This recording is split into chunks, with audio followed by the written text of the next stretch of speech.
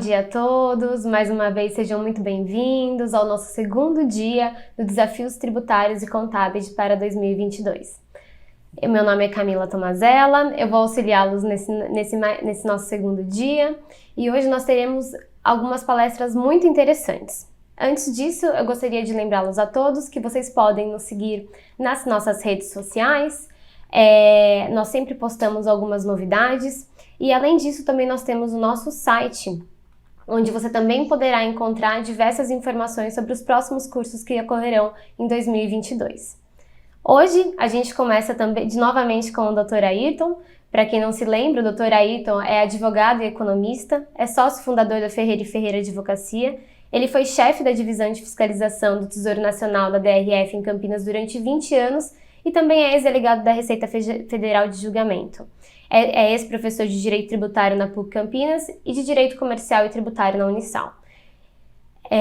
Hoje o Dr. Ayrton começa falando sobre reforma tributária. Dr. Ayrton, tudo bem? O senhor me ouve? Bom dia. Bom dia, doutor. Dr. Ayrton, a palavra é toda sua. Hoje o tema que foi me destinado é a reforma tributária. Portanto, nós vamos falar do futuro, né? Porque a reforma tributária significa alterar o sistema, né? Então, está se falando do futuro. A pergunta que me fizeram é qual é a possibilidade de haver reforma,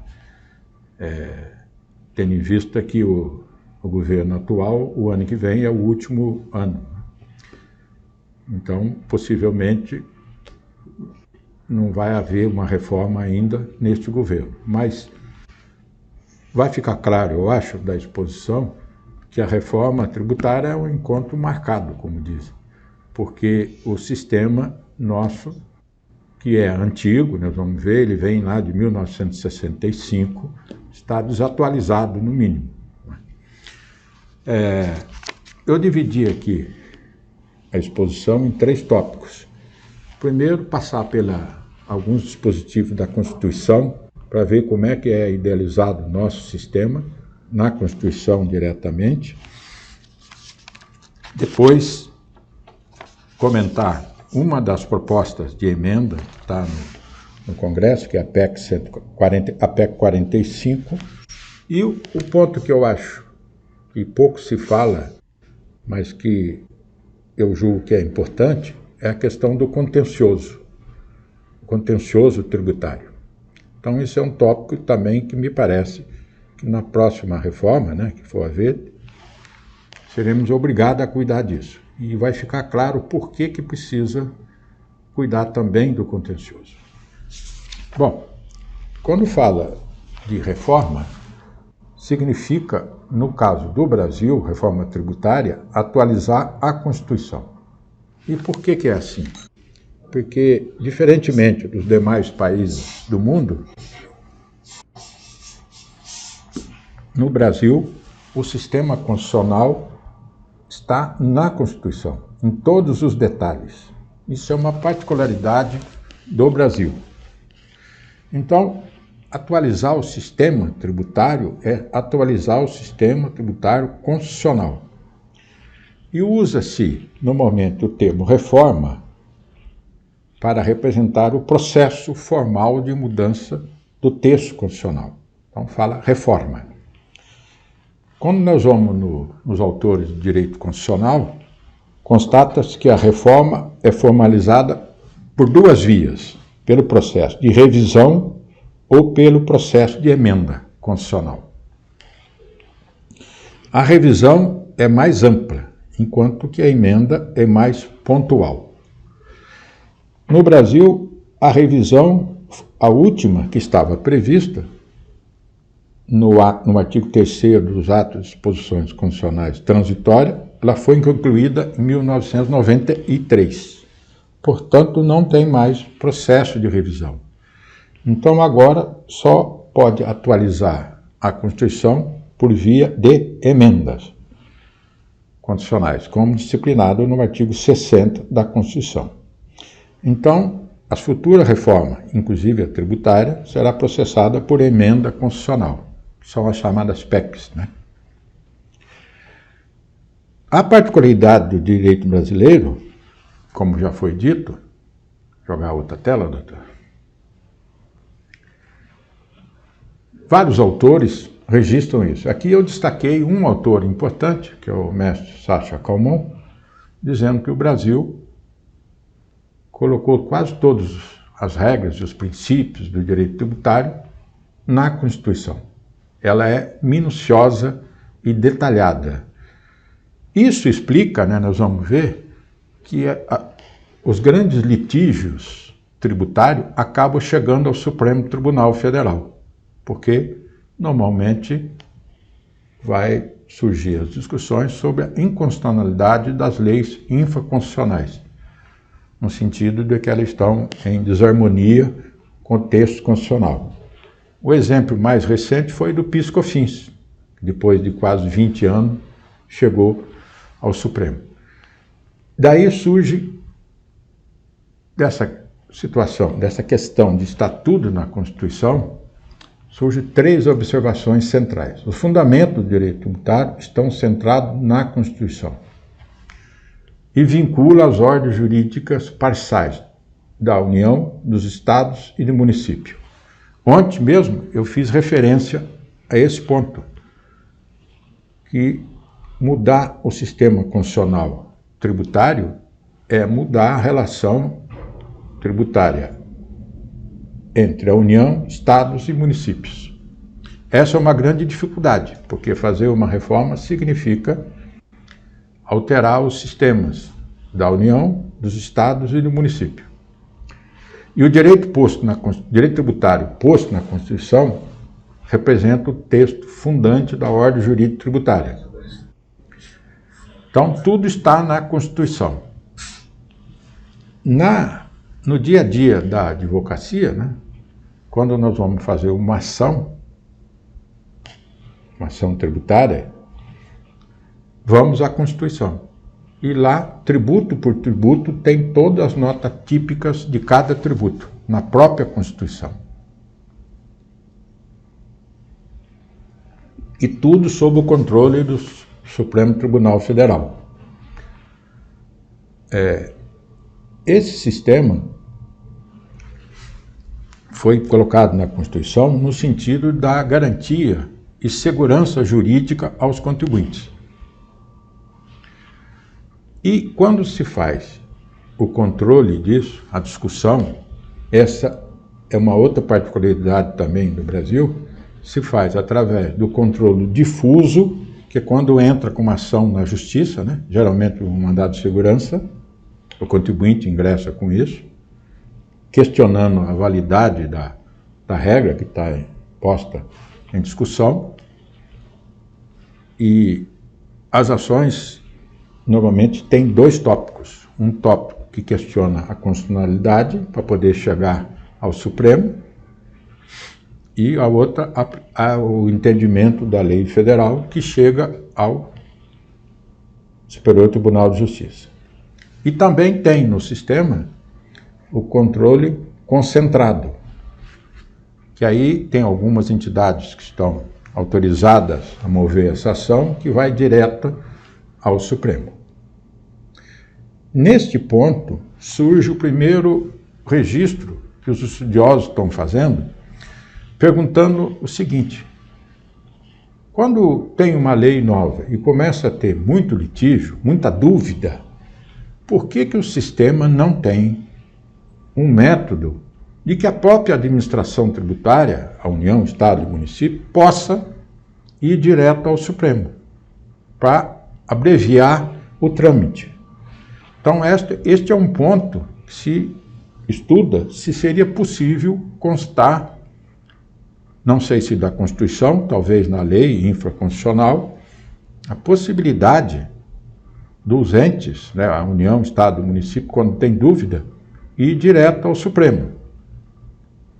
Porque quando edita a lei, não cabe ao Supremo fazer o controle de constitucionalidade imediato, só quando provocado.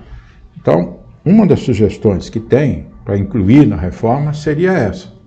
Eu vejo o antigo secretário da Receita defendendo essa ideia, que me parece, se for viável, evitaria muito problema. Ao invés de esperar 20 anos para discutir se é 18 anos, para ver se é ou não é constitucional, quando tem dúvida fundada, poderia alterar a lei que cuida das ações e prever da própria administração e direto ao Supremo. Isso tornaria mais rápido e mais eficiente e evitaria muito litígio, né? Agora, a despeito de ter o sistema detalhado na Constituição, com todas as regrinhas, tudo lá previsto, o sentimento que tem é de insegurança jurídica. Na advocacia, e também quem trabalha na área contábil, sabe que, muitas vezes, para o empresário, tão importante como pagar o tributo, se paga da maneira 1 ou da maneira 2, o que o empresário pergunta é o seguinte: bom, eu vou seguir essa linha e eu não serei incomodado? Ou seja, o que ele está perguntando é se tem segurança jurídica. Nós vimos ontem, na apresentação da subvenção, que tem uma insegurança jurídica, a despeito de ter a lei complementar, ter tudo. Então, esse sistema que está hoje, ele cria um sentimento de insegurança jurídica, que para a economia é um problema, porque se não tem segurança jurídica, às vezes o empresário não quer nem fazer os investimentos, etc. Quem melhor escreveu sobre segurança jurídica, me parece ser o mestre Humberto Ávila. E ele divide isso em 3 planos. Ele diz o seguinte: para haver segurança jurídica, o direito deve ser compreensível, que é o plano do presente. Bom, quando edita uma lei, é isso que acontece. Vai ler a lei e verificar qual é a norma que está na lei, o que lá está definido. E aqui, no Brasil, tem uma particularidade, que é por conta do lançamento por homologação, que é um sistema que coloca sob a responsabilidade do contribuinte conhecer a lei, antes das autoridades que vão aplicar a lei. É o contribuinte, ele é o primeiro intérprete da lei. Então, ele vai verificar a lei e ver se ela é compreensível. Se for compreensível, é o plano do presente. Depois vem o segundo plano, se é estável, se não vai mudar a norma que se tirou, o comando da lei. Aí é do passado para o presente. E o último, se é previsível, que é do presente para o futuro. Então, esses 3 planos é que levam à segurança jurídica. Aqui no Brasil, o lançamento da homologação, que facilitou para os fiscos, porque cabe ao contribuinte apurar, tem um problema, que teria que constar da reforma também. Não é possível haver o lançamento da homologação, que eu sou da época que tinha lançamento por declaração. Quer dizer, o contribuinte apresentava os dados e o Estado fazia o lançamento. Isso, evidentemente, criava um problema muito complicado para a administração, que não interessa para ninguém também, senão vai acabar encarecendo o processo. Aí veio o lançamento da homologação, que inverteu o eixo, coloca sob responsabilidade do contribuinte. E o que se nota na prática? A administração abdicou desse processo. Então, quando sai uma lei, se você procurar, se a empresa procurar ajuda perante as administrações tributárias locais, dificilmente vai encontrar quem atenda o pedido. Então, isso ficou na mão do contribuinte. Então, precisaria no sistema também criar uma maneira de que a administração participasse desse processo. E a insegurança jurídica no campo tributário resta patente na busca incessante da proteção do Supremo Tribunal Federal. Hoje o Supremo Tribunal Federal é muito criticado, né? Mas no campo tributário, se não fosse o Supremo Tribunal, possivelmente não teria garantia aos contribuintes, porque as ações tributárias, normalmente, as mais importantes, elas só são resolvidas com o julgamento do Supremo Tribunal Federal. Na primeira instância, na segunda instância, dificilmente se resolve as questões de forma definitiva. Portanto, é o Supremo que está dando garantia aos contribuintes. Diante desses elementos, que são alguns exemplos, né, que teriam outros poder ser citado, surge as seguintes indagações, que seriam correspondentes a uma reforma. Esse sistema, que é particular, né, que é só o Brasil que tem ele, continua eficaz, continua sendo válido, ou precisa alterá-lo? Poderia ser cogitada, essa é uma pergunta difícil de ser respondida, numa reforma constitucional, a transferência dos detalhes para as leis infraconstitucionais e mantida na Constituição apenas as linhas diretivas, em conformidade com o regime adotado dos demais países. Ou seja, retirar da Constituição todas as minúcias que tem, passar para a lei infraconstitucional, possivelmente uma lei complementar, e deixar na Constituição as linhas mais gerais. Os estudiosos, tem gente que defende essa ideia. Aí vem a última pergunta. Se isso poderia ser ultimado por emenda constitucional. Então, colocadas essas perguntas, nós vamos tentar respondê-las na sequência.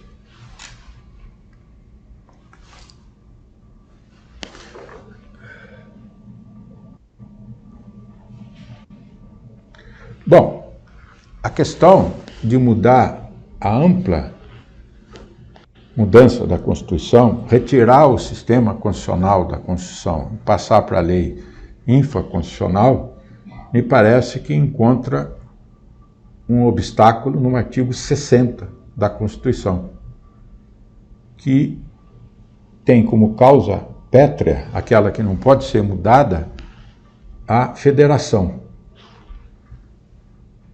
Porque retirar da Constituição isso e deixar todas as incumbências que cabem aos entes federativos na própria Constituição, ficaria esvaziada a federação. Então, isso me parece uma dificuldade para alterar amplamente a Constituição, porque teria que alterar também a forma da nossa federação. Então, me parece uma questão difícil de ser contornada.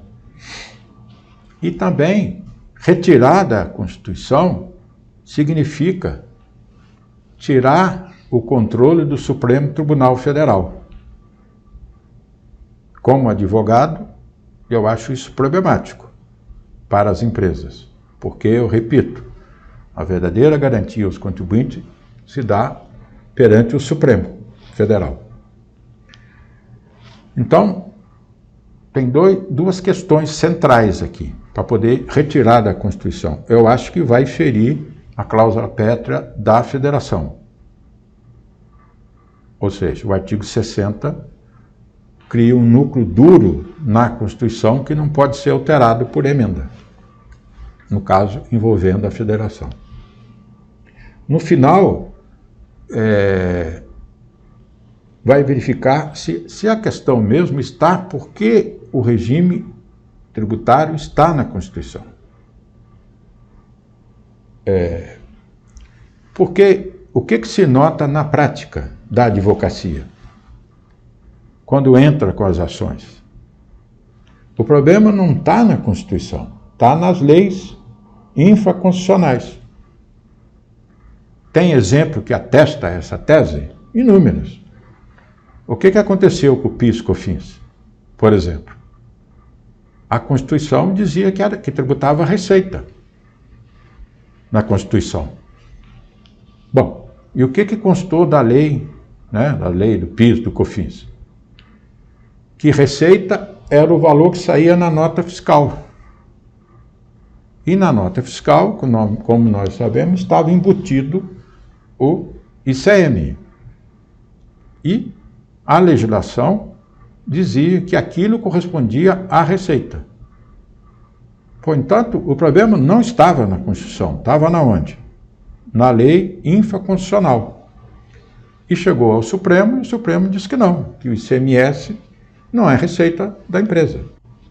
Na verdade, o contribuinte presta uma espécie de ajuda aos entes que tributam, fazendo arrecadação e transferindo o recurso para lá. Então, veja, o problema não estava na Constituição, estava nas leis. E geralmente é isso que acontece.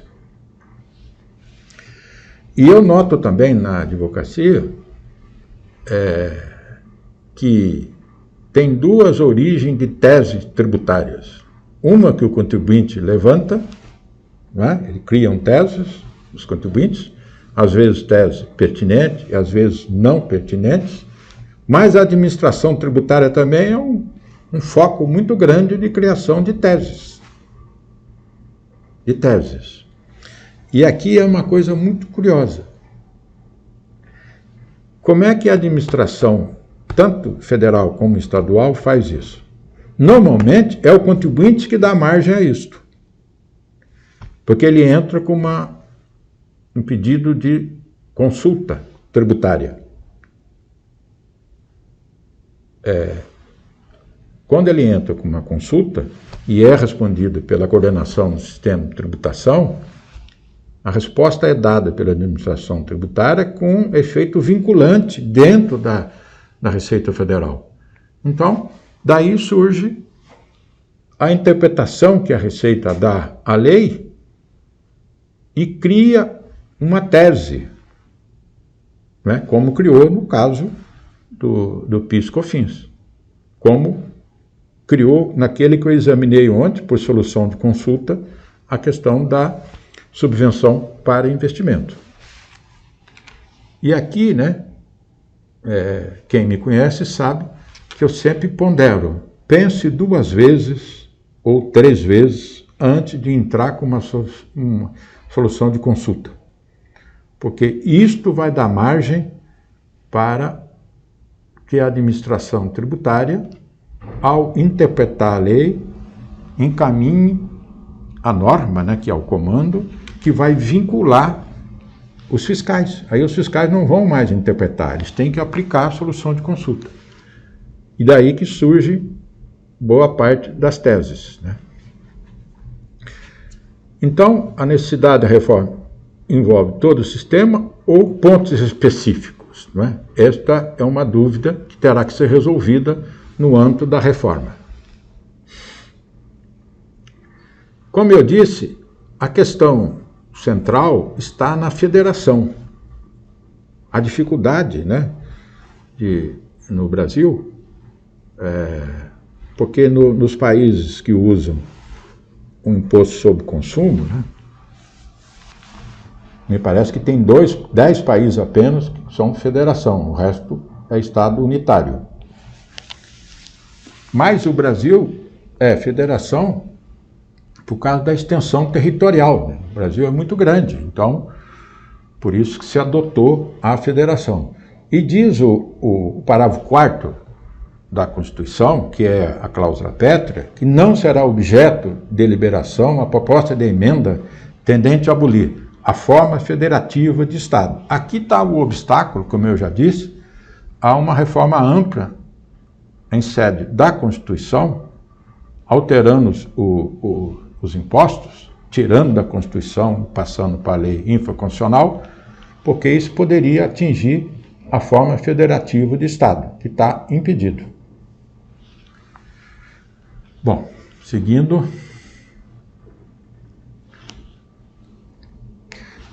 Também ontem eu já registrei que entre União, Estados e municípios não há questão de hierarquia.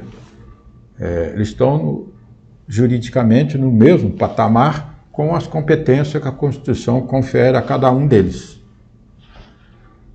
Bom, começa aqui a surgir um ponto que teremos que enfrentar em alguma reforma um certo momento. Como tem 27 estados, não é isso?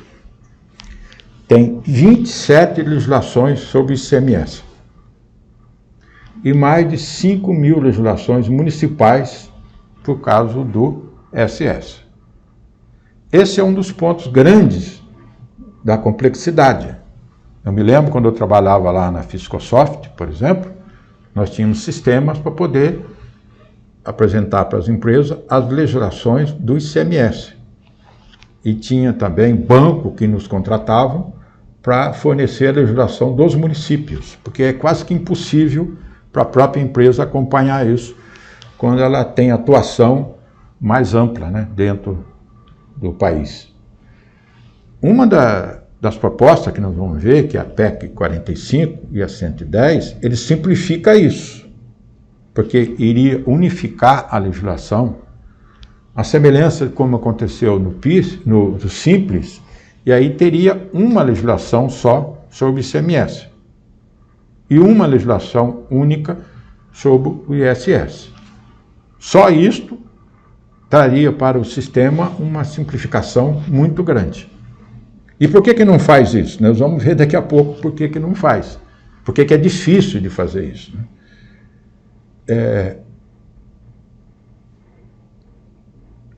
A PEC 45 e 110, ela tenta respeitar a federação justamente para não ofender o parágrafo 4º do artigo 60, criando uma espécie de consórcio entre as pessoas políticas, que o imposto sobre o consumo, que é o que mais dá problema no sistema, seria dividido entre os entes federativos. Então, as reformas que tem hoje, a PEC 45 e a 110, elas ambas propõem a simplificação da legislação e a unificação da legislação sobre o ICMS e sobre o ISS. Um outro problema, como eu disse, que é do contencioso, não é? É que no Brasil o controle constitucional é feito por duas vias. Controle concentrado, que é diretamente, né, ação direta interposta no Supremo Tribunal, mas que é algumas entidades que podem fazer isso, os contribuintes não. Então, o controle para o contribuinte é o chamado controle difuso, que começa na primeira instância e vai subindo até chegar ao Supremo. Por isso que chama controle difuso. E é contrariar dispositivo da Constituição, busca declarar a inconstitucionalidade do tratado, julgar válida a lei, etc. Então, o Supremo Tribunal, do jeito que está no sistema, representa a sede final de garantia ao contribuinte. E que se tirasse o sistema da Constituição, como eu já disse, iria enfraquecer essa defesa que o contribuinte tem, não é? Que é ir direto ao Supremo.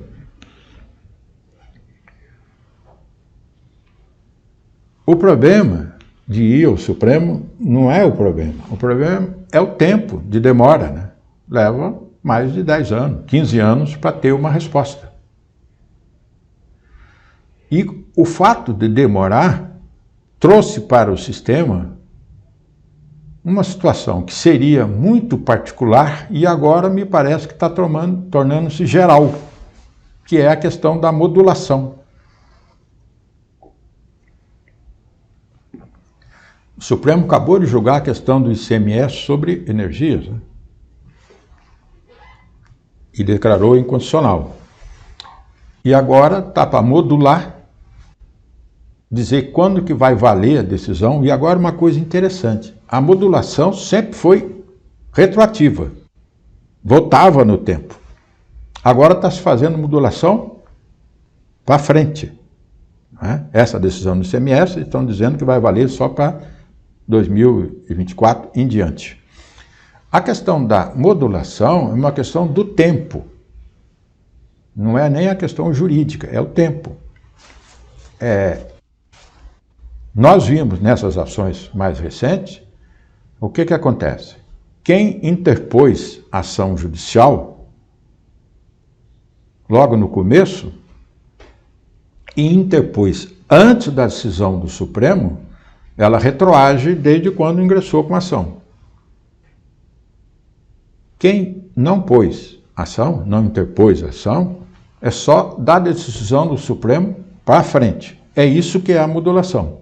Então, isso é um elemento que as empresas, quando têm dúvida, têm que ponderar. Porque se ela não busca o Poder Judiciário, e depois é decidido isto, ela pode perder parte do direito, parte importante, por conta da modulação. Porque quase todas as decisões hoje, no âmbito tributário, têm modulação. Como foi dito já anteriormente, uma das sugestões que os estudiosos fazem disto é tentar arrumar um meio de que a própria administração tributária, quando vê que tem muita dúvida, ela ir diretamente ao Supremo Tribunal. E isso poderia ser feito, quem estuda isso, com uma mudança nessa Lei 9869, que trata do rito da ação direta em inconstitucionalidade.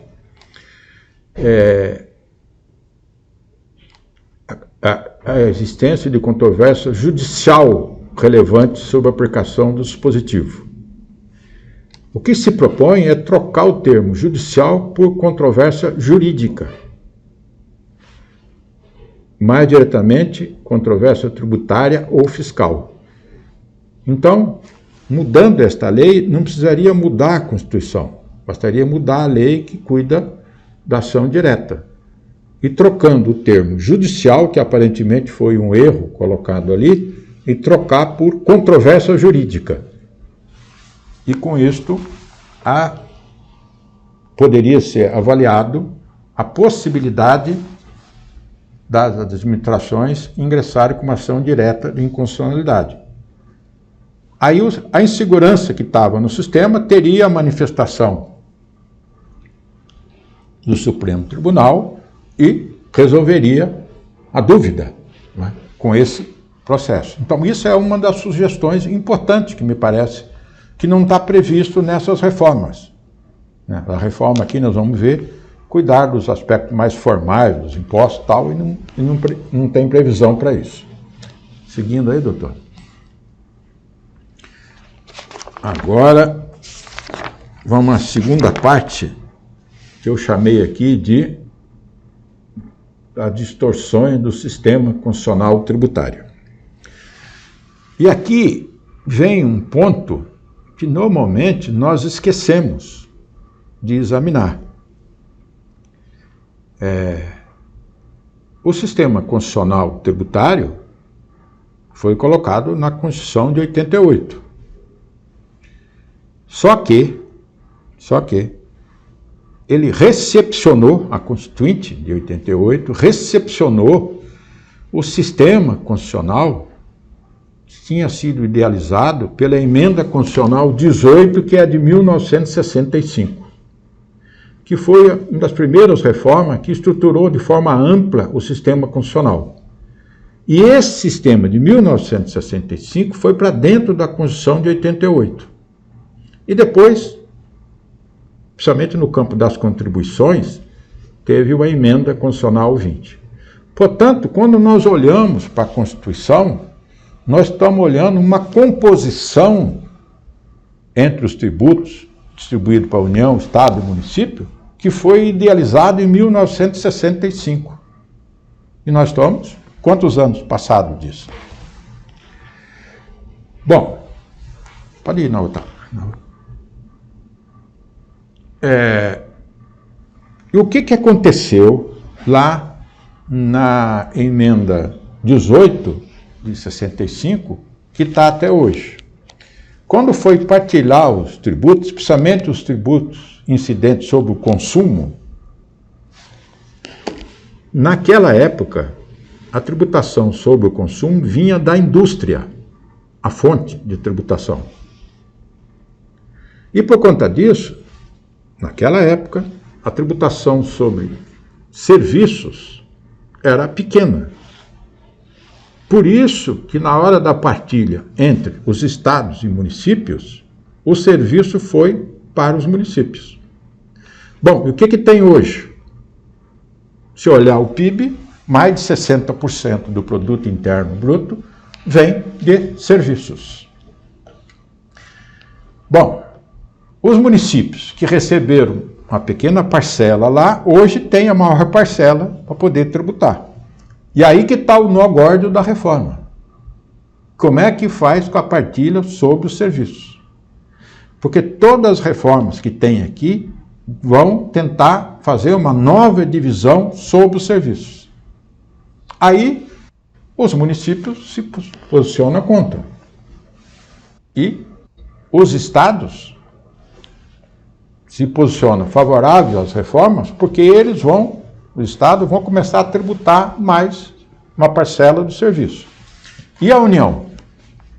Como é que fica a União? A União já tentou sair à frente disto e fugindo desse embate. O que a União fez? Mandou o projeto 3887, que é a reforma do PIS/COFINS, não é? Que pega o consumo, unificando o PIS/COFINS, nessa que ele chama aqui Contribuição sobre Receita, que é a CBS, Bens e Serviços.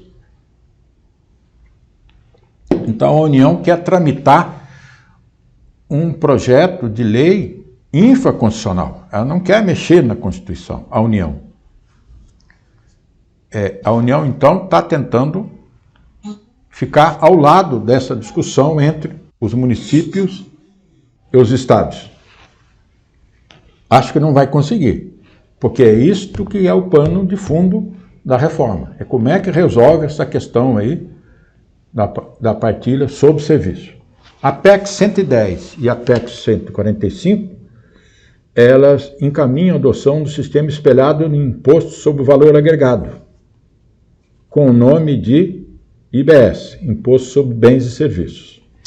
Daqui a pouquinho nós vamos falar rapidamente da PEC 45, em detalhes sobre esse sistema que é espelhado no IVA. Aí precisaria, para falar com calma disso, precisaria chamar o Pacheco, né, doutor?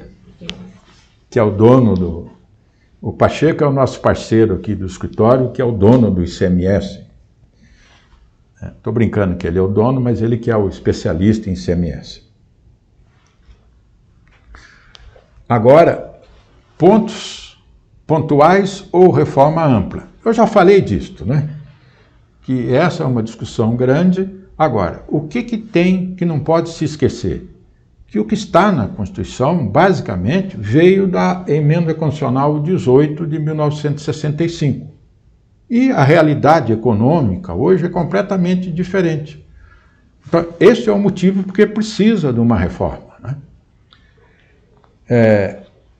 E o imposto sobre o valor agregado, né, que é o IVA, ou acrescido, né, alguém fala acrescido, dentro de um sistema do modelo federativo, né, que pressupõe a divisão entre os três entes. Isso, então, a dificuldade será, no Congresso, idealizar essa divisão respeitando a forma federativa do Brasil. Portanto, principalmente nos impostos sobre o consumo, a reforma vai ser ampla, porque no imposto de renda tem pontos ser medidos. No imposto sobre propriedade, que tributa-se pouco no Brasil, mas é questão de aumentar apenas. Então, na verdade, a grande questão que está posta é a reforma sobre o imposto sobre consumo. Então, das propostas de mudanças. Então, nós vamos examinar quais estão colocadas no Congresso já. No âmbito tributário, como já foi dito, há o limite do parágrafo 4º do artigo 60, que é a federação. Agora, estou repetindo aqui, tudo que tem hoje na Constituição, basicamente, com algumas mudanças, é o sistema dado pela Emenda Constitucional 18 de 65, que precisa ser atualizado. Determinou-se assim uma reforma tributária e não apenas ajustes pontuais avaliados isoladamente. Vamos seguindo. Olha o que tem aí para ser examinado, né? Tem bastante coisa. A PEC 45, que eu acho que é meio consenso, né, entre os estudiosos, que é a melhor proposta. Tecnicamente, é a mais adequada, que é a do pessoal da GV aí, né, que são os autores. Então. A PEC 110, que está no Senado, enquanto a 45 está na Câmara. O projeto de lei da Receita Federal, que unifica o PIS e COFINS. E a PEC dos estados, que eles querem mudar isso. Extinção dos tributos. A PEC 110 elimina 9 tributos. Está a lista aqui, né? IPI, IOF, PIS, COFINS, CID, combustível, salário, educação, ICMS e ISS. A PEC 45 propõe a extinção de 5 tributos: IPI, PIS, COFINS, ICMS e ISS. As duas PECs, tanto a 45 quanto a 110, elas convergem para o modelo do IVA. E aí eu destaquei aqui os pontos principais. Tributação no destino e não na origem, né? Hoje é na origem. Não há imposto sobre consumo, então vai tributar no destino, onde ocorre o consumo. Isto simplifica muito a questão da guerra fiscal, porque tributando no destino não tem por que ficar transferindo empresas para onde tem os incentivos. O IVA é assim, base ampla de incidência. Quando eu fui estudar isso, eu vi, principalmente na Alemanha, que eles tentam não usar o termo bens e serviços. Possivelmente vai ocorrer aqui nas reformas. Talvez colocar e demais operações, como é na Alemanha. Por quê? Porque se constar bens e serviços, vai haver discussão de novo o que é bem e o que é serviço, que é uma grande discussão entre o ICM e o ISS. Está dito aqui, ó. Tenta escapar da vinculação a bens e serviços. Crédito amplo, os dois sistemas, crédito amplo e ressarcimento tempestivo de créditos. Isso aqui eu fico esperando para ver se vai acontecer, né? Ressarcimento tempestivo de crédito. Precisamos saber, sabemos como é que é difícil fazer ressarcimento de crédito, né? Regras homogêneas, mínimo de exceções. Ou seja, essas duas reformas, na verdade, elas querem fazer uma unificação de tributo, etc., mas o ponto central dela é formal. É fazer a divisão, de novo, dos tributos e mínimo de exceções. Regras claras e homogêneas. Que é uma segurança, né? Pelo menos sabendo a regra, e segue o padrão internacional do imposto sobre consumo. Justificativa da PEC 45. Simplicidade, neutralidade, transparência, equidade horizontal, equidade vertical, respeito à capacidade contributiva. Substituição dos 4 tributos que eu já disse: PIS, COFINS, ICMS e ISS. Portanto, a União terá que participar disso. Aquele projeto dela, autônomo, não sei se vai tramitar no Congresso, acho que não. Previsão de um único imposto sobre bens e consumos. E teria mais um imposto seletivo, que hoje seria respeitado ao IPI, para tratar de situações específicas, meio ambiente, saúde, etc. E a gestão compartilhada, a PEC 45 propõe isso. A gestão desse imposto seria compartilhada entre União, Estado e município e criaria uma agência de tributária nacional, que foi espelhada no Simples, que é uma primeira iniciativa de atuação conjunta, União, Estado e município, e no Simples a gente vê que funciona bem, não tem muitos problemas. Arrecadação centralizada e distribuição da receita com base no princípio do destino. E regulamentação única. Bom, isso é o céu, né? Para simplificar. Em vez de ter 27 legislações, 5.000 legislações, uma única legislação. É isso que propõe.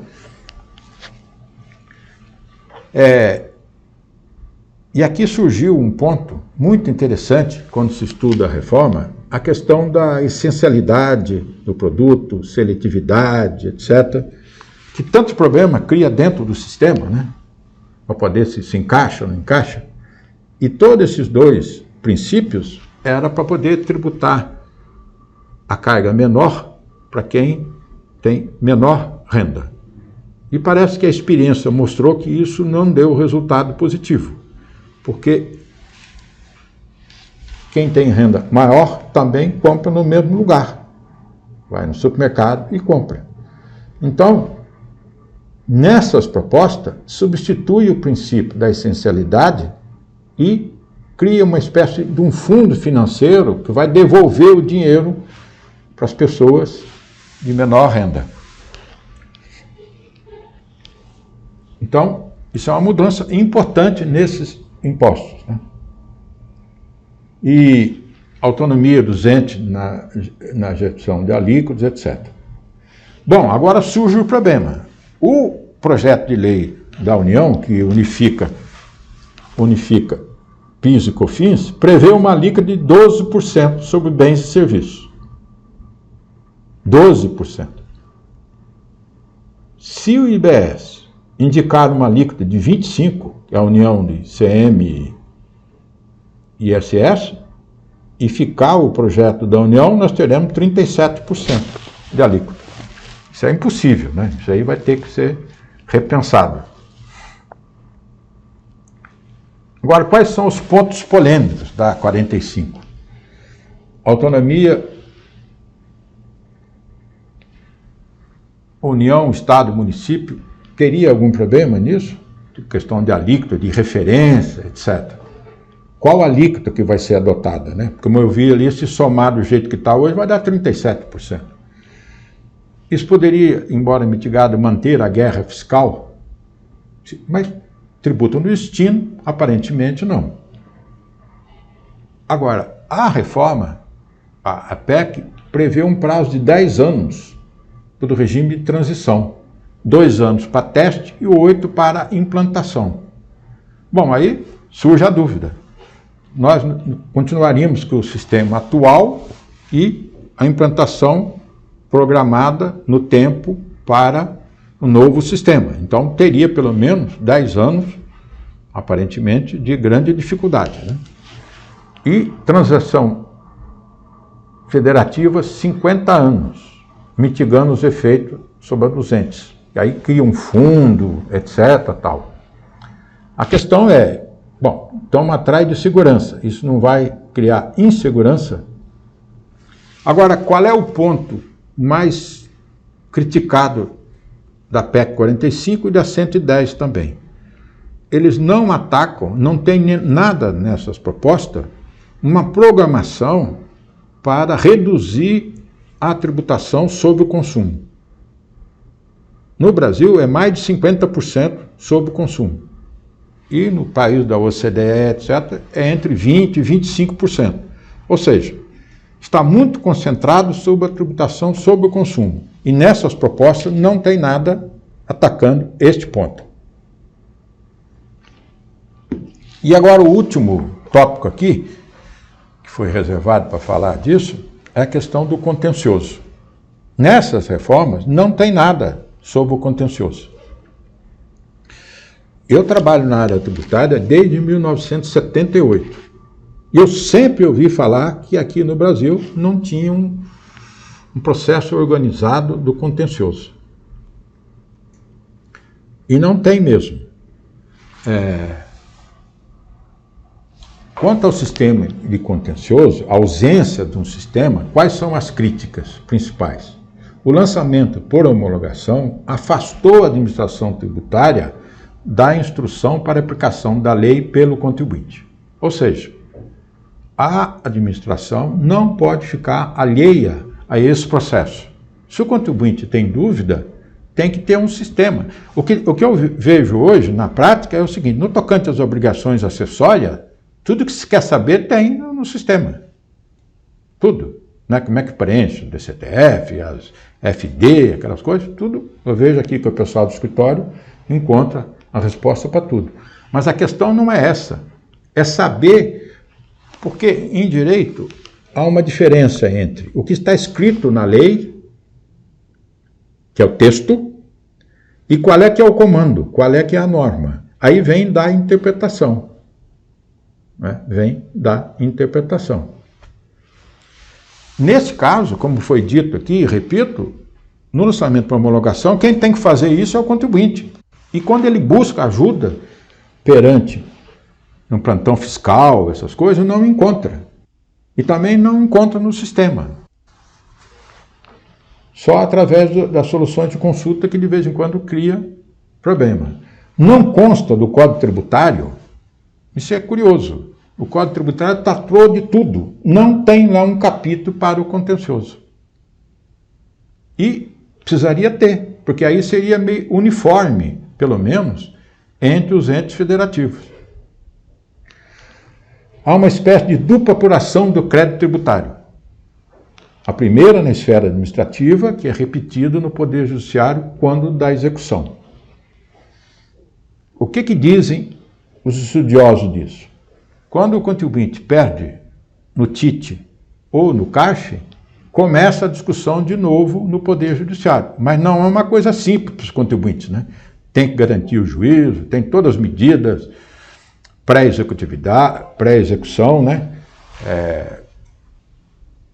Arrolamento de bens, tem tudo isso. Não existe um órgão administrativo, como existe nos outros países, com força para exercer o controle da apuração do crédito tributário de forma independente e vinculativa, que poderia ser apenas sujeita à revisão judicial. O que tem hoje no Brasil são os tribunais administrativos, que resolvem o que é possível. Lá são órgãos paritários, né, com representação do contribuinte e da fazenda. É como se tivesse duas posições. É isso que se reclama quando se busca um sistema próprio para isso, de um órgão administrativo autônomo para cuidar disso. Existe também no sistema uma espécie de desigualdade de armas. Tem tudo isso aqui a favor do fisco: arrolamento de bem, cautelar fiscal, disponibilidade de bens, protesto, averbação pré-executória, penhora online imediata. Quem enfrenta uma execução sabe muito bem o que é a penhora online imediata. Vamos lá, doutora, que eu estou estourando o tempo. Pontos para reflexão, e já vamos para o encerramento.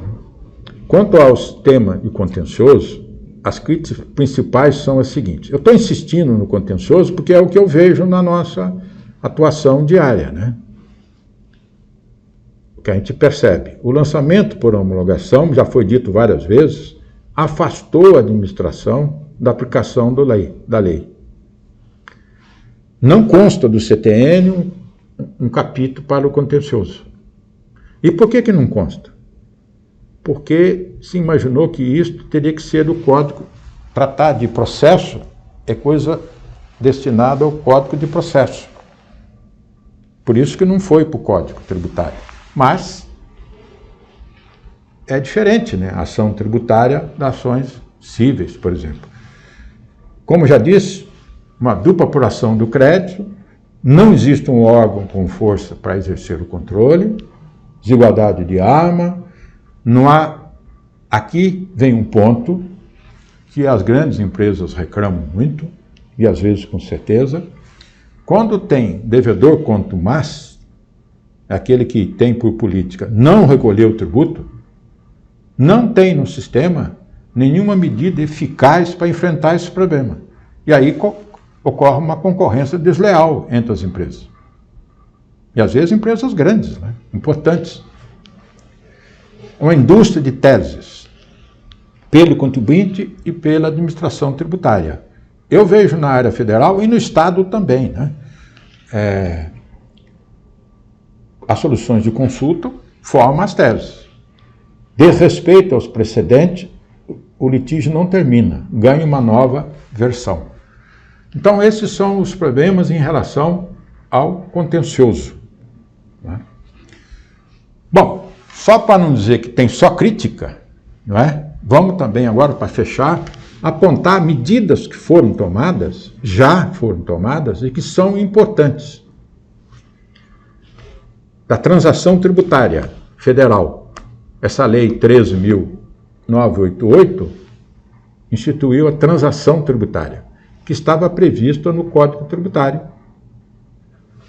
e não estava regulamentada. Isso é um instrumento muito importante para as empresas que são devedoras.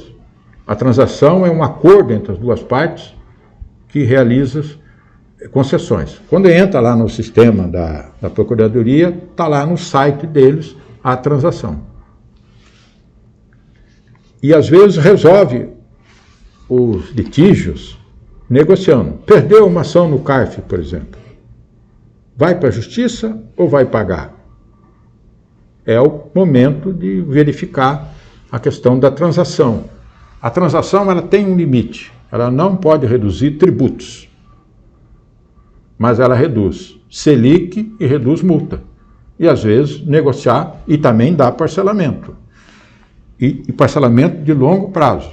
Portanto, não é preciso ficar esperando os refis. Isso pode ser obtido na transação. Então, quando ela faz uma transação, ela regulariza suas operações e evita a cobrança. E tem certidão negativa, evita bloqueio e tal. O problema da transação não interfere na formação do crédito. E também, é uma coisa importante, a transação é um acordo. Então, antes começa com uma negociação, se sair a negociação, muito que bem. Se não sair, termina e volta a discutir na justiça, se for o caso. Tem mais alguma coisa aí, doutor? Isso aqui já foi dito, né? Ah, sim, uma outra coisa aqui. Que os estudiosos dizem, e eu noto o seguinte, às vezes tem empresa que tem crédito e outra que tem débitos. E não é possível um encontro de contas entre isso. No passado já era possível compensar com crédito de terceiros. A legislação eliminou isso. Me parece que não foi uma medida acertada. Então, o que se pede aqui, nessa reforma também do sistema, é fazer esse encontro de contas entre o devedor e quem tem crédito, etc. Por exemplo, compensação de prejuízo tem limite, etc. Tal. Bom, então, em resumo, de uma forma rápida aqui, numa hora e pouquinho, essas são as anotações que eu queria trazer a respeito da reforma. E por que isso é importante? Porque alguém poderia dizer, mas isso é uma questão dos advogados, etc. Não é. Acompanhar a reforma interessa a todo mundo, interessa aos empresários, etc. Até, se for o caso, para procurar os deputados e fazer gestões, etc. Para que isso não tramite no Congresso sem acompanhamento. Eu sei que as entidades de classe fazem isso, não é?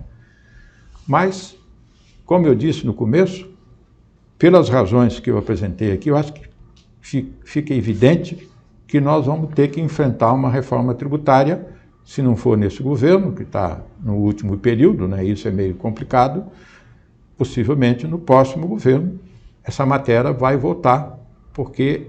E já tem estudos suficientes para fazer. A PEC 45, por exemplo, é muito importante.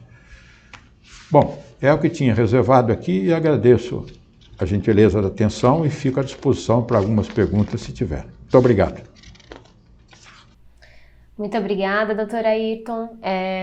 Eu teria uma pergunta para o senhor, já ia te perguntar se o senhor achava qual era a previsão que a reforma acontecesse, mas acho que essa é a pergunta de 1 milhão, né, doutor? É difícil a gente saber quando ela efetivamente vai acontecer, né? Assim, né, isso depende muito da questão da política, né? Essa sua pergunta é importante, porque quando eu fui estudar isso, né, na 1865 lá, na emenda constitucional, e lá tinha grandes juristas que fizeram o projeto e grandes economistas. Porque estudar a reforma tributária, eu acho que isto é, em primeiro plano, tarefa dos economistas. Porque é eles a economia que dá os instrumentos para medir as repercussões dentro do sistema. Não é o direito. O direito depois vai dar a forma adequada. Então, agora, claramente, não é possível conviver, né, doutora Camila, com 27 legislações do ICM, com 5.000 legislações do ISS. E outra coisa, não é possível conviver sem um sistema de contencioso. Esses dias, doutor Camilo, você sabe, eu fui fazer uma defesa de adquirente de boa-fé, né? Que é no ICMS. Pô, o STJ baixou uma súmula sobre isso, o STJ. E a súmula do STJ dividiu isso em 2 campos nítidos. Nítidos. O adquirente faz prova da sua operação. O adquirente não tem que provar as operações do fornecedor. E o que acontece na prática? A súmula não é respeitada. E continua surgindo os autos do mesmo jeito. Ora, então vai para a justiça, aí você põe lá, normalmente sai a antecipação da tutela para isso. Aí eu pergunto, mas a súmula não foi idealizada para enfrentar isso? E por quê? Só que aí, doutora, o que acontece?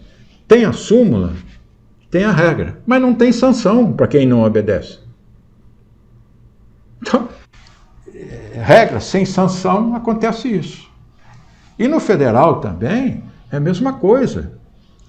A Receita Federal agora está se esforçando de tudo quanto é jeito para alterar a decisão do Supremo em relação ao PIS/COFINS.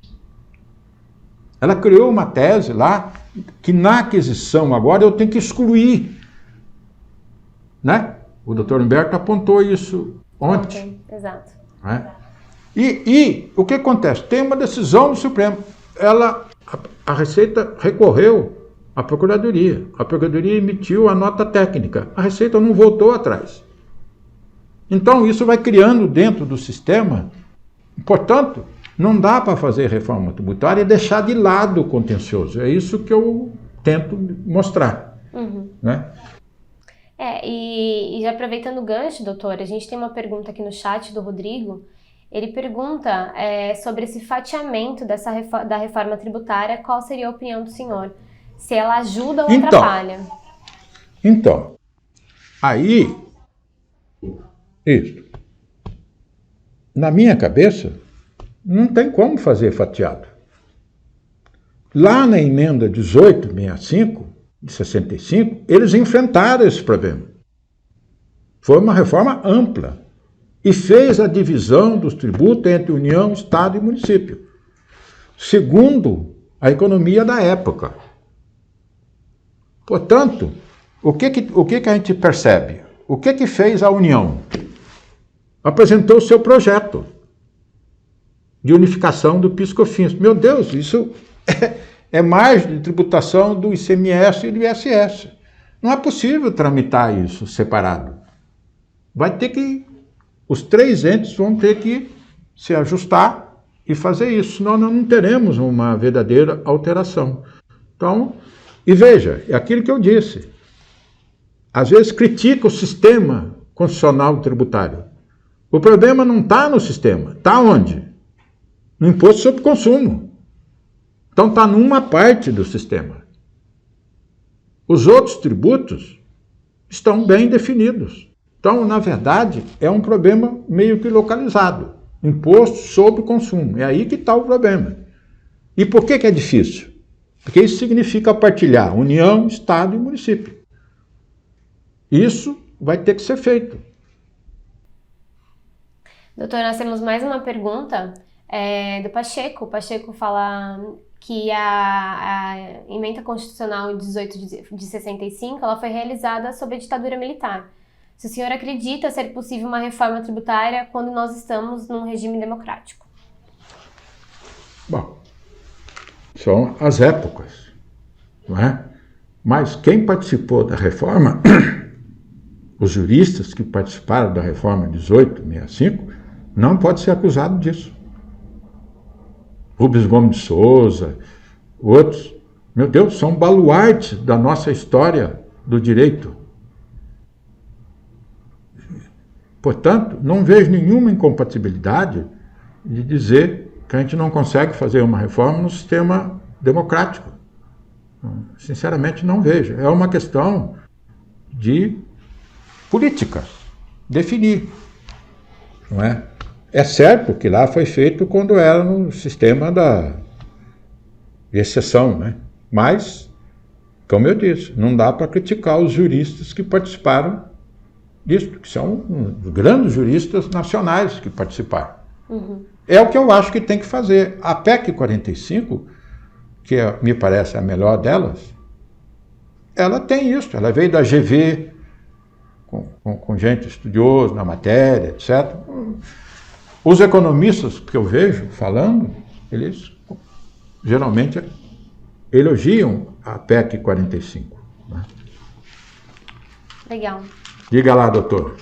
Doutor, o Antônio das Candeias, ele parabeniza o senhor pela exposição, diz que foi curto e pergunta de forma curta e grossa se o senhor acredita efetivamente que algum dia nós teremos uma reforma tributária. Eu, antes de acreditar, eu torço. Né? Eu torço bastante. Porque eu pergunto, até quando nós vamos ficar convivendo com 27 legislações do ICMS? E outra coisa do ICMS. A gente faz defesa aqui do ICMS. Geralmente eu que escrevo, depois que o Pacheco me dá o texto. Tá? Ele me dá o texto, ele que é o estudioso, me passa e eu vou fazer. Não é possível a legislação do ICMS. Eles não cobram imposto, eles aplicam multa. Você pega um auto de 6 milhões, tem 1,5 milhão, 2 milhões de imposto, o resto é multa. Mas sua vida. É curioso você pegar um auto de ICM e você vê que é só multa. Isso não é possível. Isso. Você pega o capítulo de multa dela, é até difícil de enquadrar. Tem 527, o artigo, tem uma sucessão. Ora, essas coisas são distorções que precisam ser enfrentadas. Eu acho que o Brasil tem que enfrentar isso. Tem que enfrentar para ele poder crescer, etc. Agora, eu repito, não é o sistema todo que está em crise. É o imposto sobre consumo. Imposto de renda está sob crise, doutor? Não. Nós temos uma legislação do imposto de renda e nada deve para a legislação do mundo. Sim. Imposto de importação e exportação está em crise? Não parece, não são esses os tributos que concentram as maiores dúvidas dos contribuintes, né? Na verdade, nós estamos com um problema localizado, que é os impostos sobre o consumo. E isto relaciona a questão da federação. Não é? Porque agora os municípios que lá receberam o menor parcela, agora estão com a maior parcela. Eu não vejo saída se não avançar sobre o campo que está destinado ao ISS. Porque a economia mudou. Não é mais uma economia industrial, e não é no Brasil isso. É no mundo inteiro. A economia hoje é eletrônica, etc. É outra realidade. O direito tem que acompanhar, senão ele fica defasado. Então, eu espero que tenhamos força política, discernimento para fazer isso. E eu estou precisando de esperança, viu, doutor? Porque quando eu chego a essa altura da vida, a gente fica atrás de esperança. Sejamos otimistas, né, doutor? Doutor, o Pacheco ele só faz uma ressalva sobre o que ele tinha dito anteriormente, a pergunta sobre a questão do regime democrático e estado de exceção. Ele fala que não é uma crítica aos juristas e economistas, mas que na realidade, naquela época, o Congresso Nacional estava sob o comando do Executivo. Dentro do regime democrático, muitas forças operam no Congresso Nacional. Fez só essa ressalva. Bom, eu pergunto como é que é no mundo. Eles não fazem reforma? Eles não alteram sobre a democracia? Olha, nós temos que ter bom senso de fazer isso. Não há nenhuma dúvida que fazer uma reforma num regime como era mais simples. Ninguém está negando isso. Hoje é mais complicado, mas a democracia é assim mesmo. Não é? Se a gente entender que nós não conseguimos fazer nada porque o regime hoje é democrático, mas veja, eu não sou especialista em política não, mas quem fala isso devia olhar o que está acontecendo na própria eleição. Não tem mais aquelas coligações malucas que tinha. A tendência é diminuir um pouco o número de partidos. Eu fico falando essas coisas porque às vezes não tem nada a ver uma coisa com outra, mas tem a ver. Quem milita na área jurídica não pode ficar dentro de um quadradinho só do direito. Você tem que olhar, porque na reforma é isto. Agora vai ter as federações, que é a união de partidos. Isso possivelmente vai ajudar na tramitação das reformas. Porque eles em vez de ter 40 partidos discutindo, vai unificar, ficam 5, 6 que criam uma federação, aí eles vão votar assim. Portanto, o nosso sistema também sofreu alteração, o nosso sistema político. Eu estou falando isso, não é para falar de política, né? Que não é o caso. Eu estou dizendo que isso pode interferir na avaliação da reforma. Perfeito. A Caroline nossa faz um comentário, ela agradece o doutor pela exposição, diz que foi uma ótima exposição sobre o tema, e ela diz que um grande passo para o crescimento é ser feita essa reforma, e ela diz que sempre é muito bom ouvir os seus comentários e posicionamentos. Obrigado.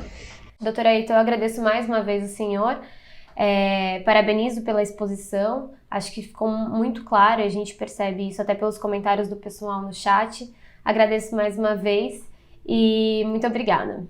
Ok, obrigado a você.